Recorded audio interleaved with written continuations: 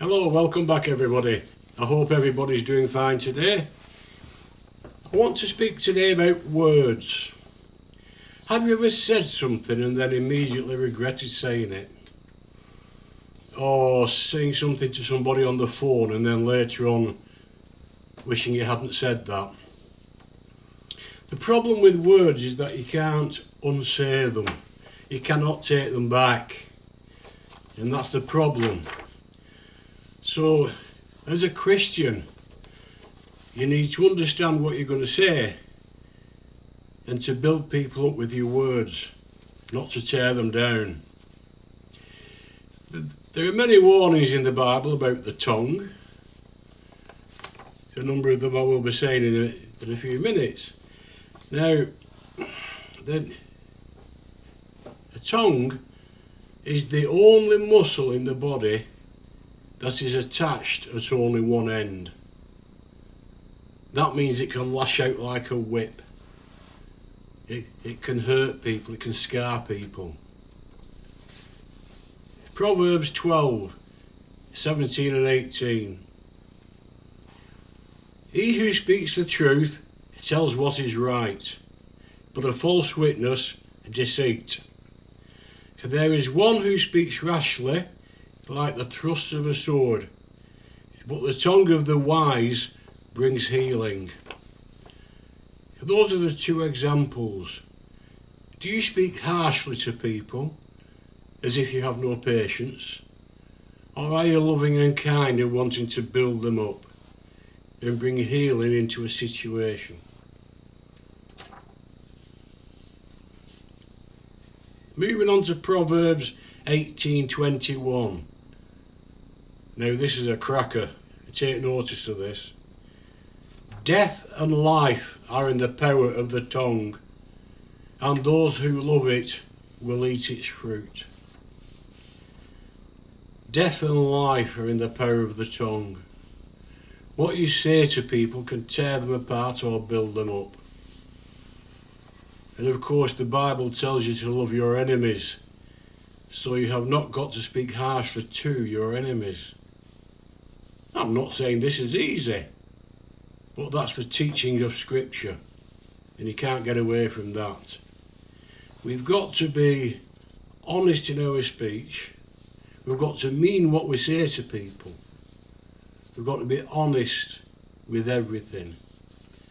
Some people will say, "Oh, it's only a little white lie." I'm sorry, but there's no such thing as a white lie. A lie is a lie. It's a bit like saying, which I've heard some people say, "I'm a white witch." Well, there's no such thing as a white witch. A witch is a witch, and it's evil, dabbling in the occult.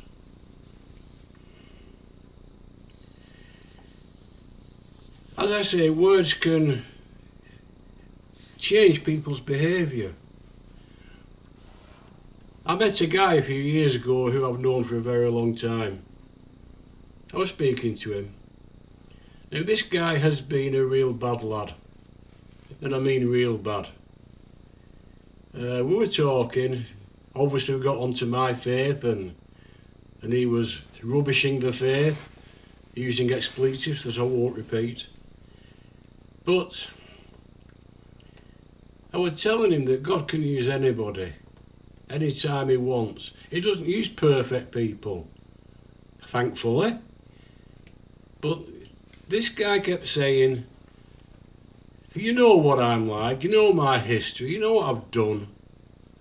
He said, "Now, how can God use me? How? How on earth?" So, as a joke, I said to him, "He could use you as a bad example." And this guy froze, and he looked at me with fire in his eyes, and I honestly thought he was going to hit me. Really, I honestly thought he were going to lay into me. But he didn't, he just turned around and walked away. Now, I had no idea what impact those words would have on him. I didn't even know I was going to say them until they came out. but they came out. But those words had such an impact on that guy. The last I heard, he was a member of a leadership team in a church. So much was he impacted by what I said. In jest. I said it as a joke. But this is the power of the tongue. Matthew 15:11. It is not what enters the mouth that defiles the man, but what proceeds out of the mouth. This defiles the man. Now those are the words of Jesus himself. It is not what enters the mouth that defiles the man. It is what proceeds out of the mouth. And that is evil speech. Instead of building anybody up, knocking them down, as it says, a death and life in the power of the tongue.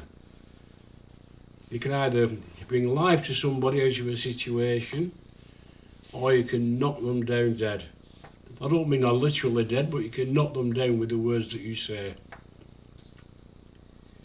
Moving on to Matthew 15, verses 18 and 19.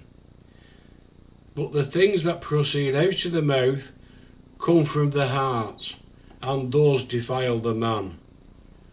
For out of the heart comes evil thoughts, murders, adulteries, fornication, thefts, false witness.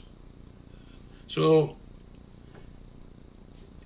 whatever's in the heart, it will come out of the mouth. It will reveal itself.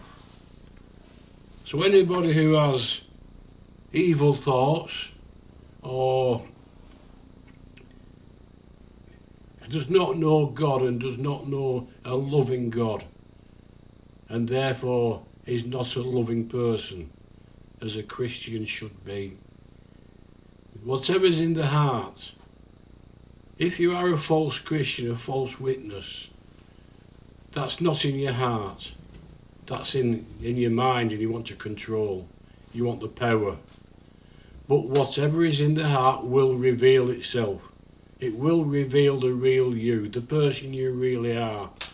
Your heart will deceive you if you are deceiving others. And we've got to understand and be aware of the power of the tongue. And we've got to control it. What it says in the Bible, we can't control it. But God can. God can control our words, our thoughts, and how we speak to people, and what we say to people. God is in control. James 3:6, I love this verse. And the tongue is a fire, the very world of iniquity. The tongue is set among our members as that which defiles the entire body, and sets fire the course of our life, and is set on fire by hell. Oh dear. Oh dear indeed. The tongue is a fire among our members, that which defiles the entire body. No other part of the body is able to defile the body, but the tongue can. The tongue can be controlled by the devil. It's the very world of iniquity, as that verse says. So we need to understand these verses, and we need to know that God does not want us to speak evil to people. He wants us to lift people up and not knock them down. We should not be in a situation where we regret what we say to people.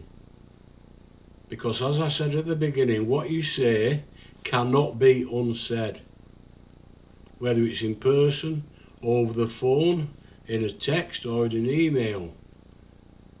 Once it's out, you can't take it back. If you do unintentionally say something that you shouldn't, you should immediately apologise. It won't take the words back and harm might be done, but apologising will take the edge off it. But as I said, control your tongue and what you say to people, because God is listening to you. Every word you say. So, be warned. I hope you've enjoyed this. And as I've said before, my other videos can be found on YouTube. If you search for Rev, that's R-E-V, Stephen, with a P-H, M. Lawson. That's Rev Stephen M. Lawson, and you'll find all my videos. I would appreciate your feedback on them all, and I encourage you to watch them, because I hope there's some good lessons in there. Until next time then, thank you, goodbye, and God bless.